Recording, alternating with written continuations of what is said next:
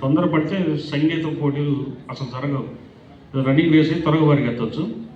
ఇప్పుడు మన ముందుకు వి భావన సుమంత్ రావాల్సిందిగా ఆహ్వానిస్తున్నాం.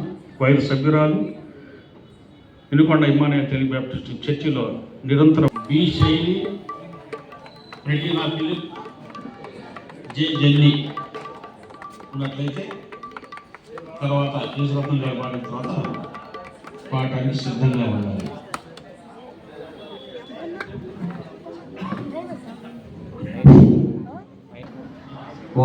రైట్.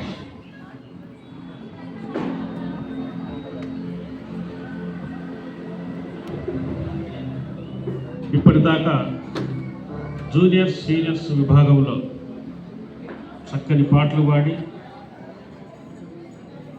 సంగీతములో ఉన్నటువంటి రాగము, తాళము, అలాగే మ్యూజిక్ కూడా అనుగుణంగా పాడినటువంటి వ్యక్తులను జడ్జెస్ మరి సెలెక్ట్ చేయడం అనేది జరిగింది.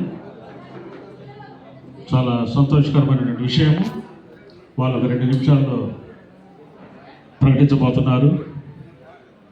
మరి ఈ కార్యక్రమం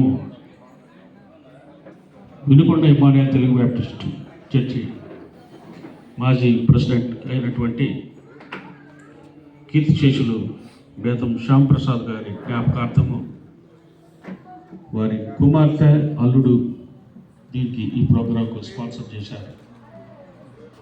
బేతం శ్యాంప్రసాద్ గారు, కీర్తిశేషులు బేతం శ్యాంప్రసాద్ గారు నాకు చిన్న ఆయన అవుతాడు.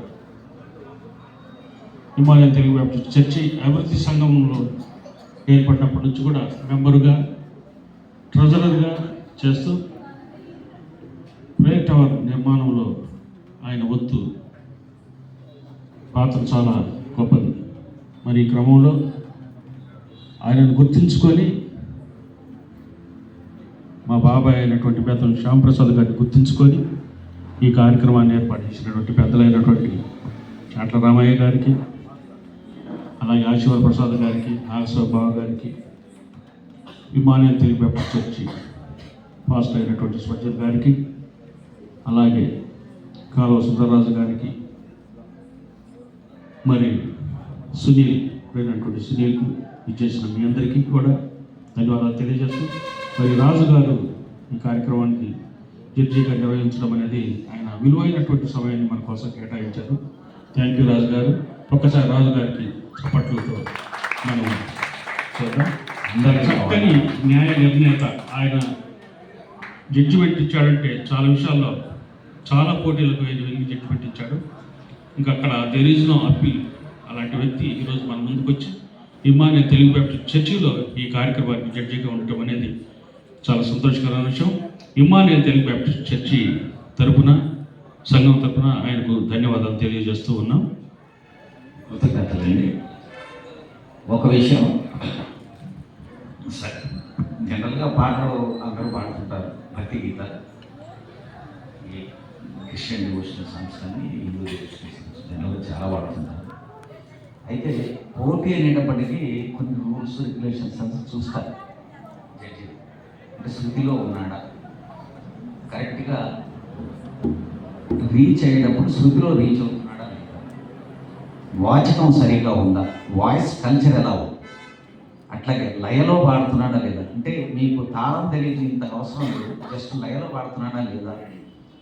అలాగే పెర్ఫార్మెన్స్ ఎక్కడ సాహిత్యపరంగా ఎక్కడ ఎంత ఎక్స్ప్రెషన్ ఇవ్వాలి ఇవన్నీ చూసుకొని జడ్జిమెంట్లు చేస్తారు. సో అందుకని ఏంటంటే ఇవి చూసినప్పుడు కొంచెం అటు ఇటుగా ఉంటుంది. పాడిన వాళ్ళకి ఇవన్నీ లోతైన విషయాలు కొంచెం తెలియవు.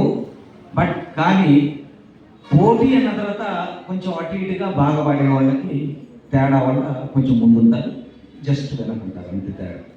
కాబట్టి ఇప్పుడు పాడిన వాళ్ళే రేపు బాగా పాడతారని కాదు, రేపు మీరు బాగా పాడుకోవచ్చు, వాళ్ళు వెనక పడవచ్చు, చెప్పలేదు.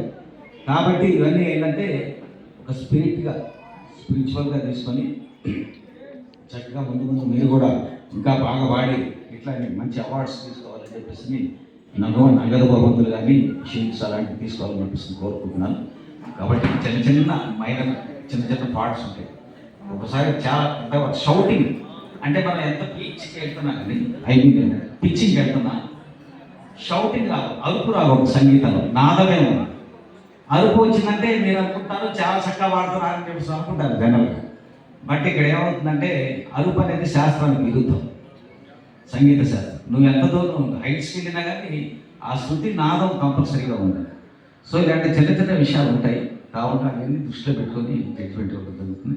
అందుకంటే సహృదయంతో అందరూ చక్కగా స్వీకరించి ఈ కార్యక్రమాన్ని దిగ్విజయం కోరుతున్నాను. కమిటీ విజేతలను ప్రకటించడానికి ట్రెజరర్ అయినటువంటి సునీల్ అలాగే రాజు గారు కూడా వచ్చేసి ప్రకటించబోతున్నారు. చాలా ఉత్కంఠంగా ఉంది కదా.